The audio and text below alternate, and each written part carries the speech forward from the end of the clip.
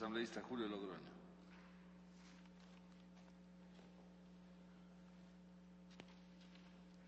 Muchas gracias, señor presidente. Hoy en la mañana tuvimos la oportunidad de, con un compañero asambleísta, conversar en un medio de comunicación sobre el tema.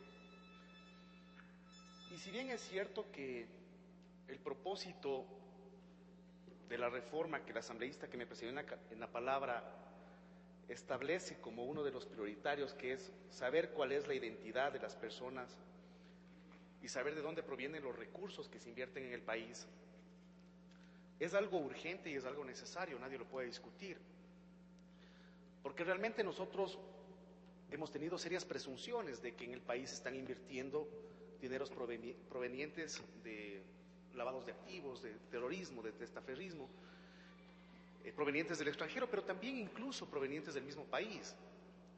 Pero este propósito, que parece sano y que de hecho sería digno apoyar por todas las bancadas legislativas, no cumple su objetivo a través de una reforma a la ley de compañías, porque sencillamente la ley de compañías tiene como objeto regular la procedencia, la administración y el objetivo de las compañías, pero no de los recursos. Y esto, si es que queremos nosotros enfocar la atención del Estado y la atención de la administración pública en los recursos de las compañías, debería merecer una reforma a las atribuciones y facultades de la superintendencia y sobre todo hacer extensiva la tipología penal que de hecho ya existe sobre este tipo de lavados. Pero si nos enfocamos estrictamente en lo que es el derecho societario y el derecho mercantil, vamos a encontrar que existen algunas incongruencias con respecto a lo que significan los negocios bursátiles. Y de hecho, se crearon las compañías tanto anónimas como limitadas precisamente por la necesidad de que las personas naturales no podían estar en el giro ordinario de negocios grandes. De hecho, los negocios grandes que representan inversión para el país son en muchas ocasiones accionistas otras personas jurídicas. ¿Pero por qué son accionistas otras personas jurídicas? Porque lastimosamente, al vivir en un mundo globalizado de inversión internacional, debemos considerar que la normativa respecto a compañías en el Ecuador debe estar acorde con la normativa de compañías de los países que invierten en nuestro país. Y si es permitido que las personas jurídicas hagan negocios con otras personas jurídicas en países como Europa y en Estados Unidos, mal podríamos en el Ecuador limitar este tipo de negocios. No podemos nosotros argumentar que necesitamos la transparencia de los recursos o la identidad de los accionistas, que como repito es una buena propuesta, con el propósito de limitar de cierta manera e implícitamente la inversión extranjera. No creo que este sea el objetivo de la ley, pero lastimosamente con esto vamos a lograr este tipo de cosas.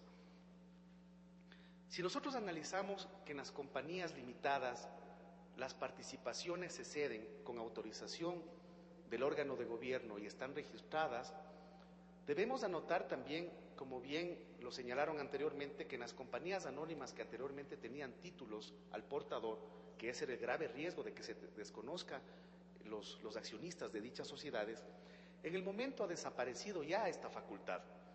Y en el Ecuador, la normativa sobre este tipo de compañías exige que las cesiones se hagan mediante escritura pública. Obviamente sin autorización del órgano de gobierno, porque esa es la diferencia entre una compañía limitada y una compañía anónima. La diferencia está en que la compañía anónima tiene la libertad de negociar en el mercado bursátil sus acciones libremente a cualquier persona y al final del año tiene que presentarse en sus libros el listado de accionistas, porque únicamente, de acuerdo a la normativa de la ley de compañías, se reputan accionistas de una u otra compañía quienes consten en el libro de acciones de accionistas. Es así que no podemos argumentar que no se puede conocer el nombre de quienes compren o quienes sean socios de una compañía.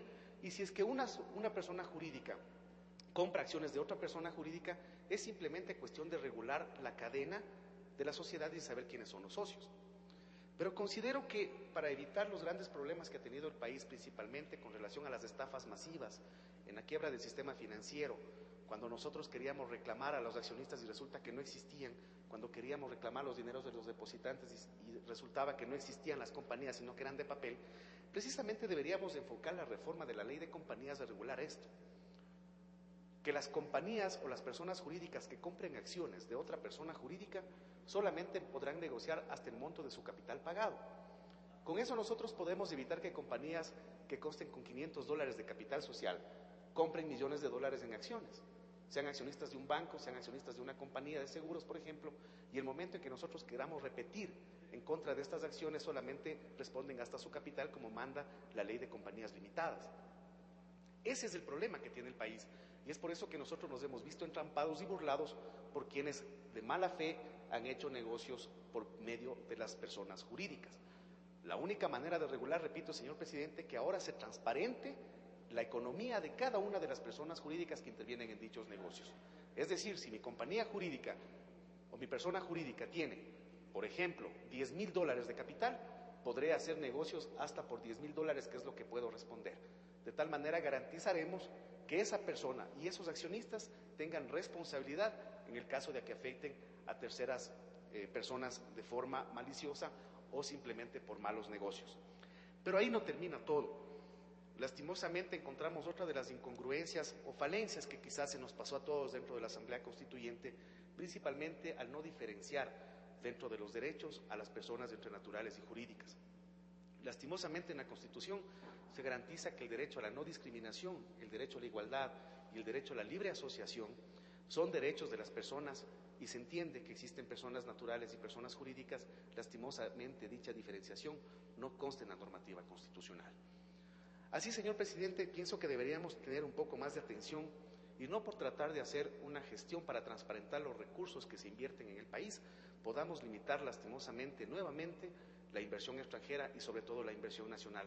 Un país que progresa debería tener facilidades en la normativa de compañías y en la normativa civil, así como mercantil, para que puedan asociarse y negociar libremente en el país, obviamente con las regulaciones del caso y también con las limitaciones que se deben hacer principalmente con el capital. Yo insisto, señor presidente, que la mejor manera de que nosotros podamos solucionar estos problemas es que el límite de la gestión de negocios de cada compañía sea por el monto de su capital. Así podrán responder a cualquier tipo de anomalías y a cualquier tipo de perjuicio a los ecuatorianos. Gracias, señor presidente. Gracias.